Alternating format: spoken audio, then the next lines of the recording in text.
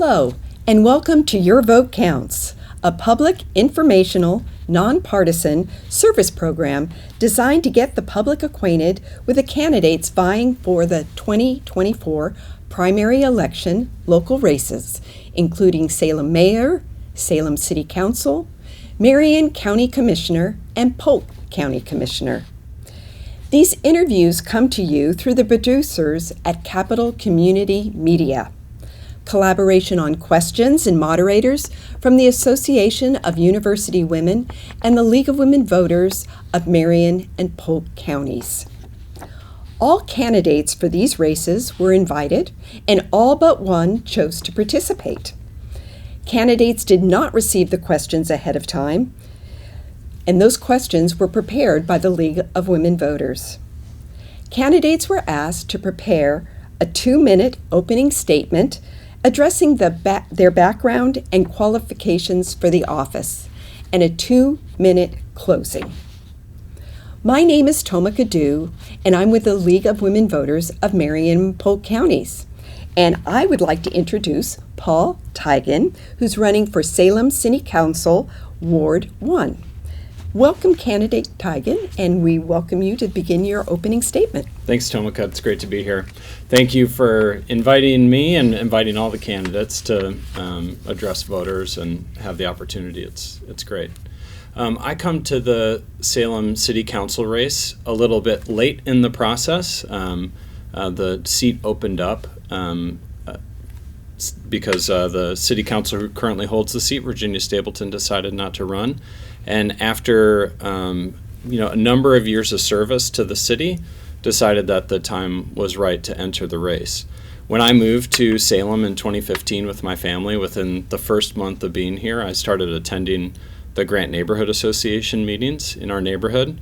I served as the land use chair for Grant for about 6 years. I also spent 6 years on the city's budget committee, chairing the budget committee for 2 out of those 6 years during the height of COVID. And I currently sit on the city's planning commission. I have an appointment to the planning commission until 2028.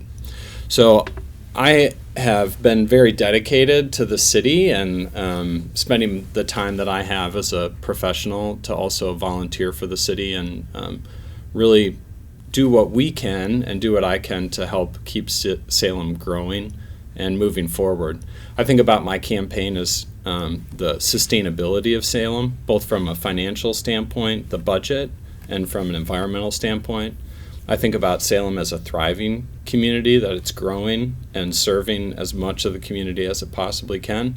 And I also really think about Salem as being a safe community that goes from the most vulnerable to communities that themselves are dealing with things like increased shooting violence. Those are the things that I'm really passionate about, and I bring a lot of experience to the table when it comes to being a city councilor. Thanks for that background information. Now let's give you an opportunity to address the questions we've developed for our interview today. Our first question is, many residents may not understand the role of council members. Why should they be interested in this race? That's such a good question. I think if people really appreciated what it means to be both the city council and this form of government, really this is the form of government that impacts you the most. It's really hard to overstate that. You encounter the city of Salem the moment you walk out your door and do something as, forgive the pun, as like pedestrian as walking on a sidewalk. That's the city of Salem.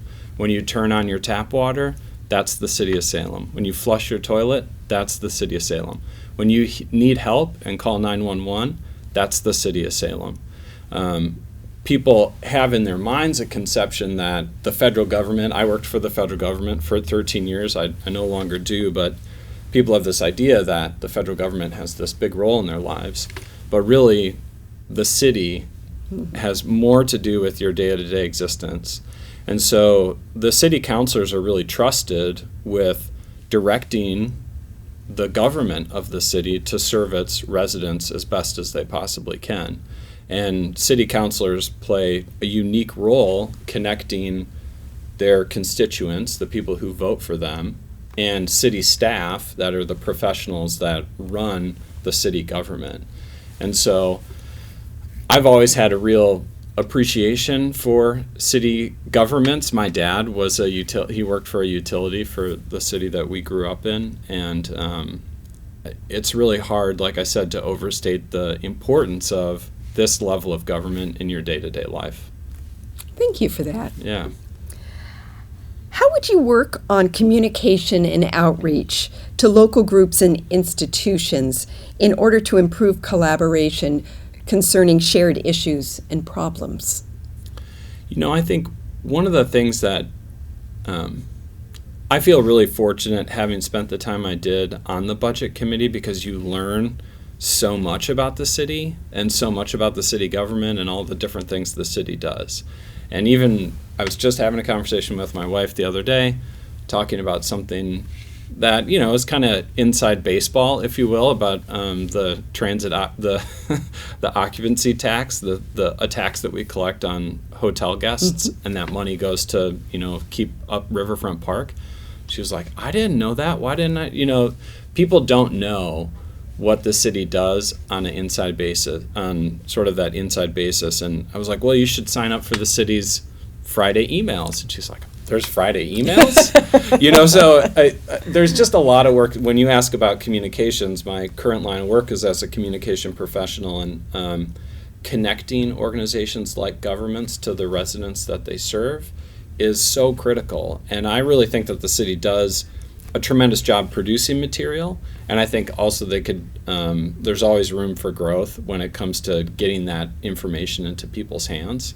And so whether that's making the community connections, the Friday email, reaching more people, but I think some of the things that the city's going through right now in terms of the budget crisis are going to require collaboration beyond just the city itself. It's going to require more involvement with community organizations, not less involvement.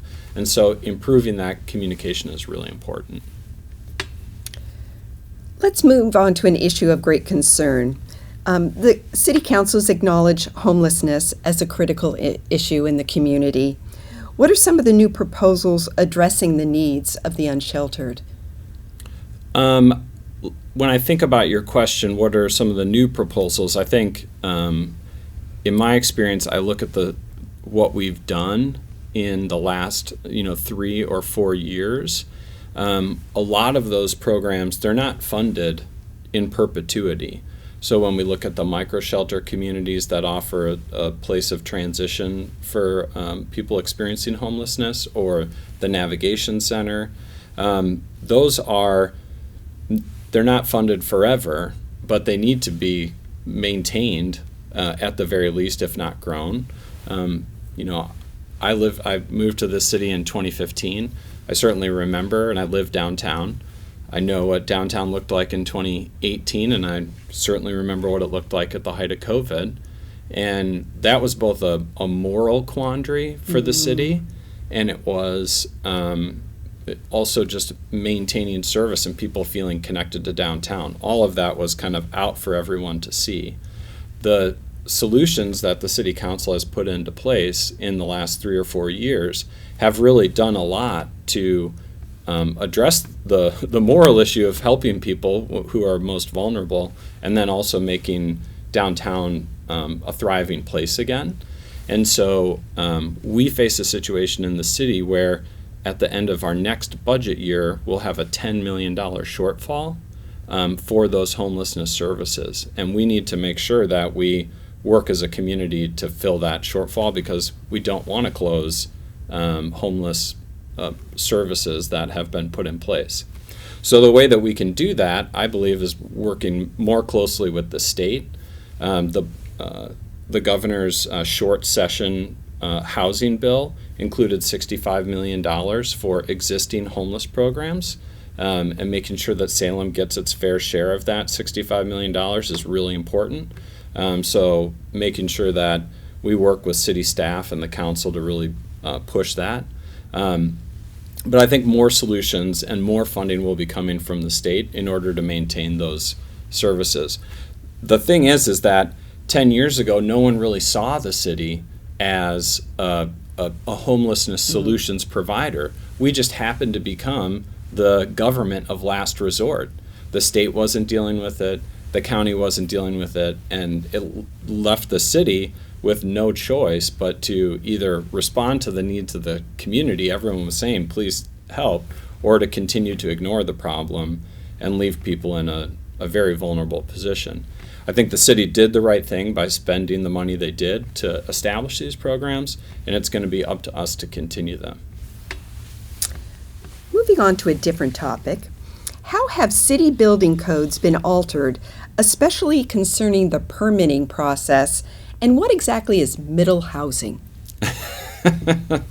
Those are kind of two pretty distinct questions. I think of the second part of what is middle housing is really sort of this idea of when you think of acres and acres of single-family homes, which is the kind of neighborhood that I grew up in Minnesota, and then you think of Manhattan, right? And you have all these high-rises and people who live in apartments.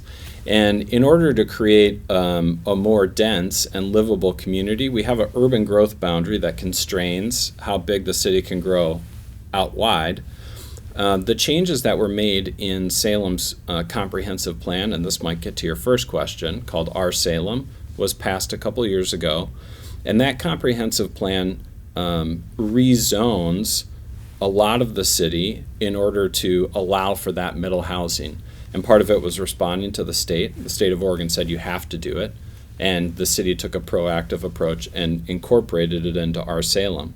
And what that means is that a lot that used to only be able to have a single family house on it can now have a duplex, a triplex, a quadplex, or maybe you can put a couple of them together and do a cottage cluster.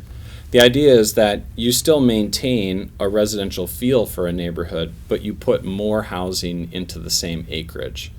We're starting to see some of that transition happen in the Grant neighborhood, in Can-Do. There's more houses that are kind of popping up where maybe there was one house, there's now two houses. And that is what middle housing is, and essentially it helps us address our housing shortage on the same footprint of land.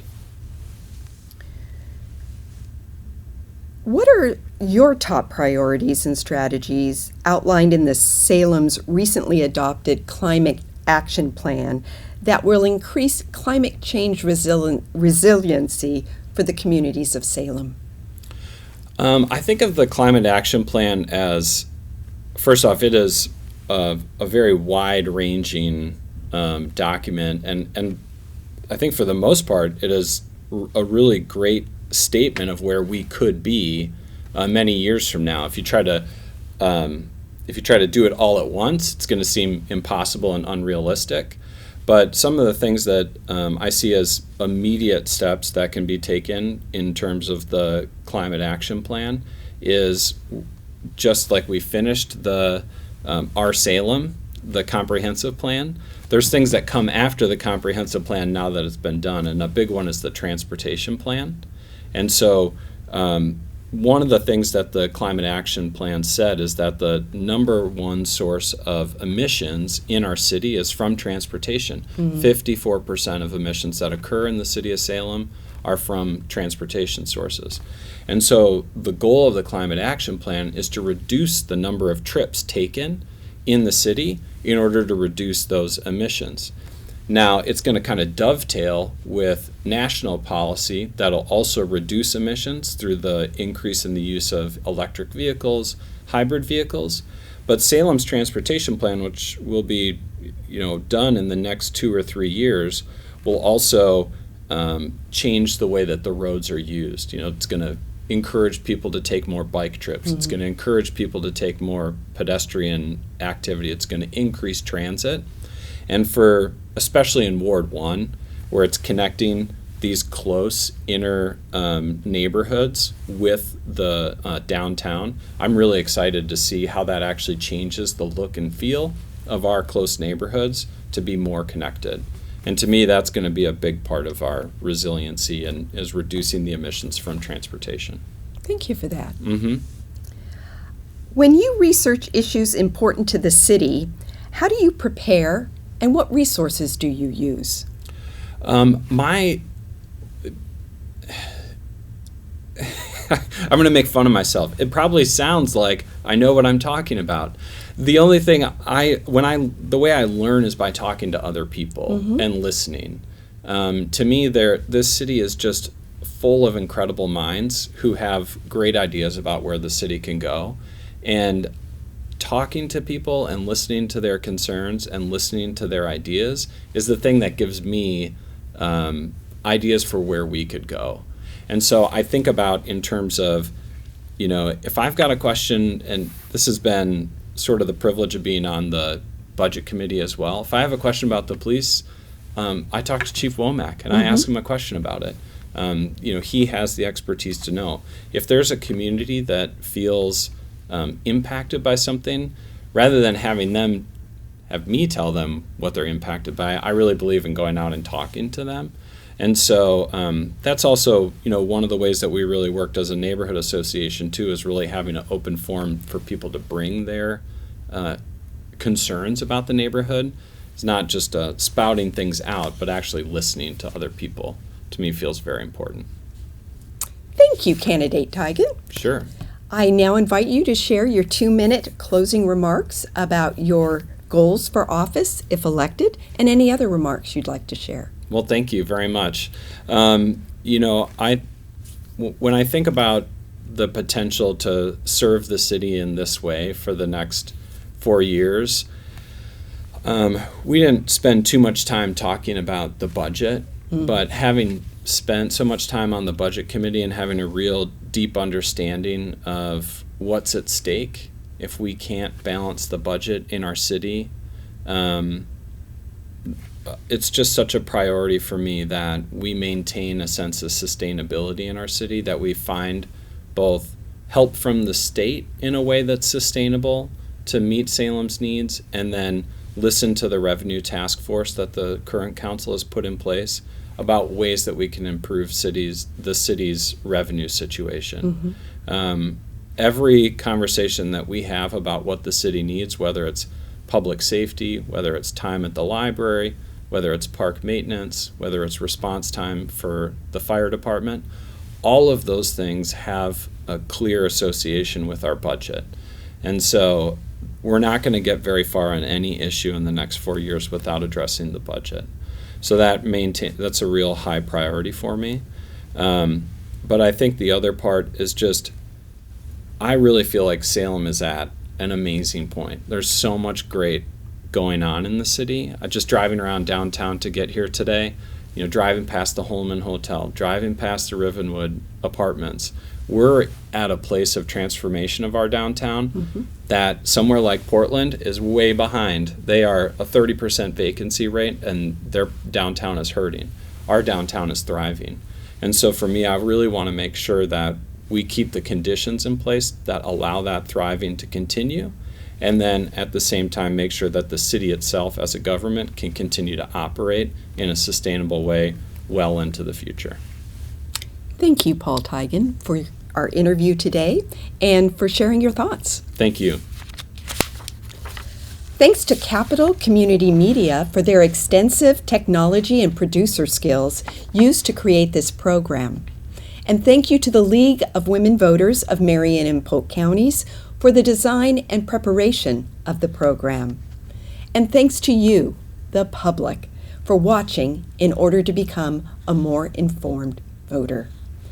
For more local, state, and national, nonpartisan voter information on candidates and ballot issues, visit vote411.org after April 15th, when candidate data will be posted.